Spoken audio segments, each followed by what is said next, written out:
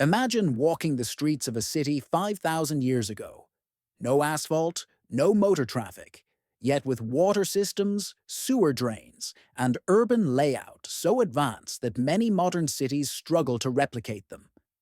What if I told you that the Indus Valley Civilization was building what we now call smart cities? Without electricity, without computers, without even iron tools? Today, we peel back millennia to rediscover this ancient engineering blueprint and ask, what can we, in 2025, still learn from it? The vanished urban blueprint, Mohenjo-Daro, Harappa, Ganweriwala and others covered vast areas.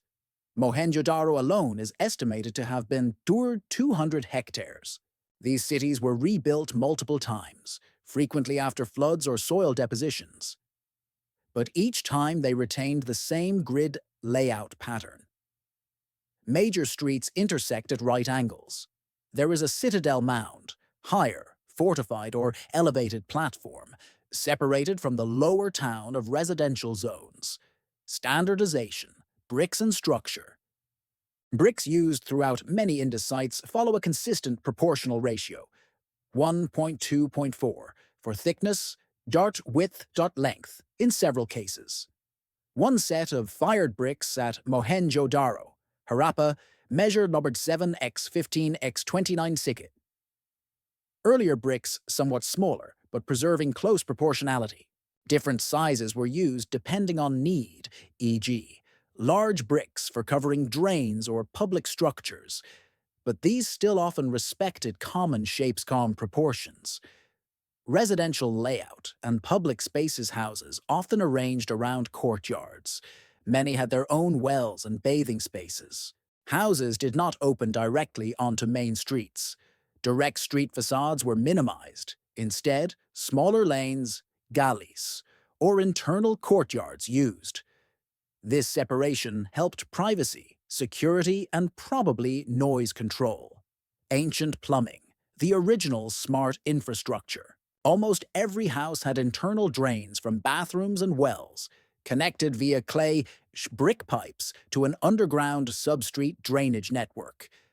These main drains were covered, had regular maintenance access, manholes or removable slabs, and large enough cross-sections to handle stormwater, waste flows, not just household water. Dealing with climate and flooding, cities were built with drainage around city perimeters to channel floodwaters out. Internal slopes and gravity used to move water away. Public baths, Great Bath in Mohenjo-Daro, watertight floors, burnt bricks, bitumen, gypsum mortar, well designed for filling and draining. Building for community, lessons in livability. The Great Bath and other communal spaces weren't just for ritual, they served social cohesion, gathering, cleanliness. Public infrastructure was central. Granaries and storehouses for food storage were large, well-built, close to central areas. This suggests planning for food security and distributed resilience. Walkability.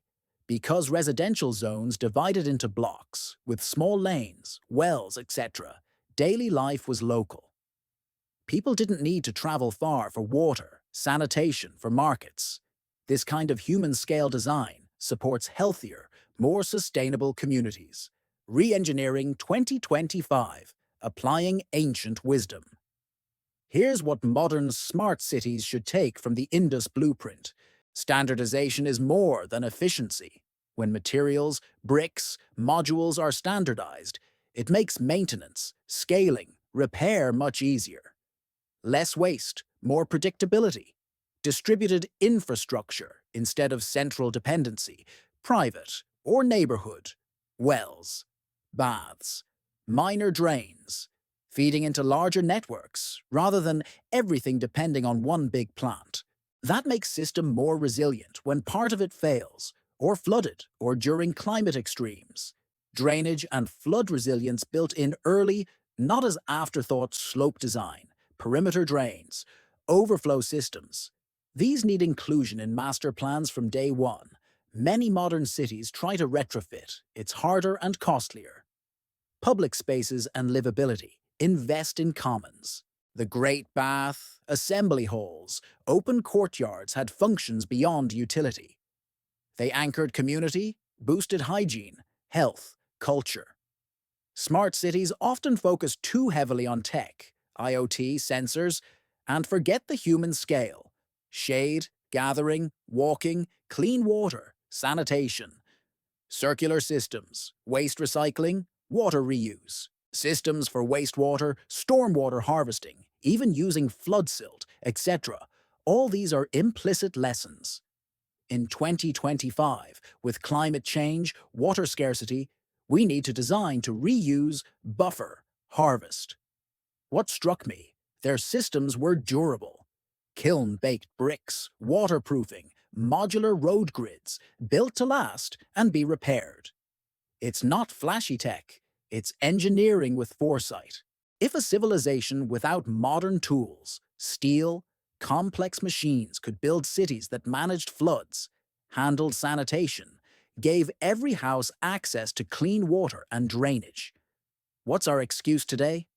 Urban planners, engineers, decision-makers resist the lure of purely tech-based smart city features. Go back to fundamentals, layout, water, materials, public health. Start planning with nature, with risk, with resilience in mind.